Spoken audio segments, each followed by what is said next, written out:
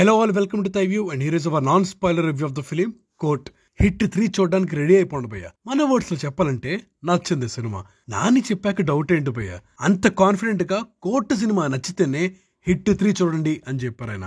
మంచి సినిమా వస్తే చాలు చూడండి అని చెప్పి ఆడియన్స్ ని రిక్వెస్ట్ చేస్తారు ఆయన. అసలు నాని అంతలా ఎందుకు రిక్వెస్ట్ చేశారు, సినిమాలో ఎంతకు ఏముంది అనేది రివ్యూలో డిస్కస్ చేసుకుందాం. కథ విషయానికి వస్తే, చంద్రశేఖర్ అనే అబ్బాయి జాబిలి అనే అమ్మాయిని లవ్ చేస్తాడు. కానీ జాబిలి వాళ్ళ ఫ్యామిలీ రిలేటివ్ మంగపతి తన మీద పాక్సో కేసు పెట్టిస్తాడు. ఈ కేసు నుంచి లాయర్ సూర్యతేజ చంద్రశేఖర్ ని కాపాడగలిగాడా లేదా అనేది story. First of all, cinema నుంచి బయటకు వస్తున్నప్పుడు క్లాప్స్ విన్నా.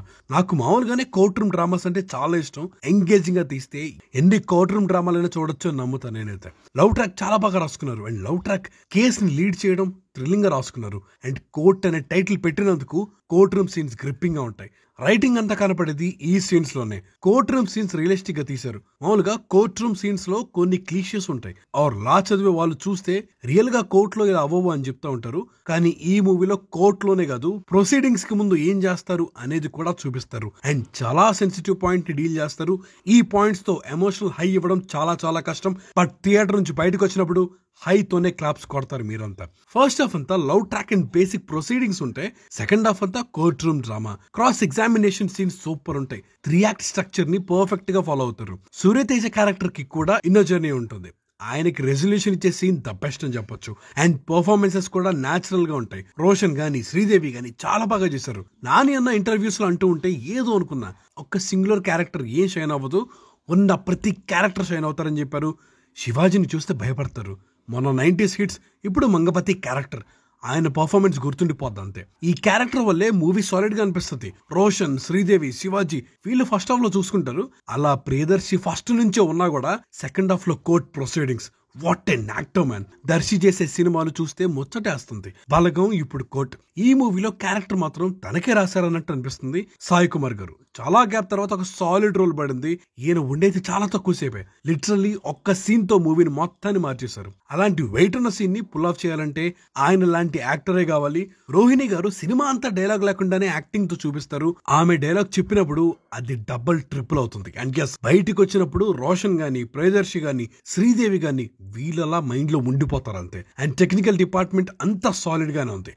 విజయ్ బుల్గానియన్ సినిమా బిగినింగ్ లో ఒక సాంగ్ కొడతారు, తప్పు లేదు ప్రేమలో అని చెప్పి, ఆల్రెడీ వైరల్ కూడా అయిపోయింది. Beautiful song.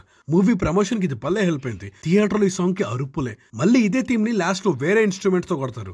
Writing లెవెల్లోనే scene solid ఉంటే ఈయన మ్యూజిక్ తో అది డబుల్ ట్రిపుల్ అయిపోయింది. తెలుగు ఇండస్ట్రీలో చాట్ బాష్ సాంగ్ కావాలంటే విజయ్ బుల్గానియన్ పెట్టుకోండి సార్, న్యాయం చేస్తారు. డౌట్ ఉంటే కోర్టు సినిమా చూడండి. ఆల్సో నాని విజయ్ బుల్గానియన్ కాంబో బాగుంటుంది. నాని ఎప్పుడు ట్రస్ట్ చేసినా విజయ్ ప్రాపర్ గానే డెలివర్ చేస్తారు. అండ్ చూసాం కూడా మనం అది.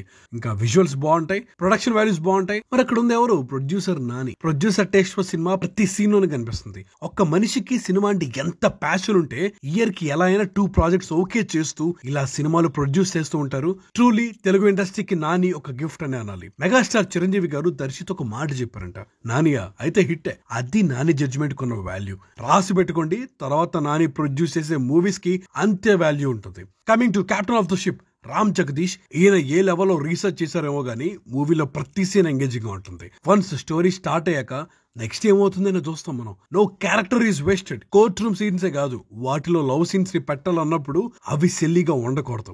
ఇంటర్ అమ్మాయి లవ్ స్టోరీ అంటే ఈజీగా మాట అనేస్తారు. బట్ వాళ్ళ మధ్య ఒక లవ్ స్టోరీ రాస్తే బ్యూటిఫుల్ అనిపించాలి. ప్రాపర్ సెన్సిబిలిటీస్ ఉంటే గానీ ఇలాంటి చాయిసెస్ రావు. శ్రీదేవి క్యారెక్టర్ చెప్పే మాటలు, Sai Kumar character is well written. Pre climax నుంచి క్లైమాక్స్ వరకు మూవీ టైట్ ఉంటుంది. ఒక సాటిస్ఫాక్షన్ తోనే బయటికి పంపిస్తారు.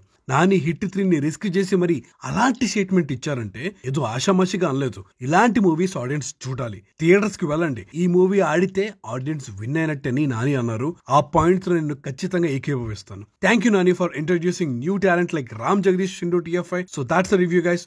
ఒక మంచి సినిమా వచ్చింది, థియేటర్కి వెళ్ళి చూసేయండి.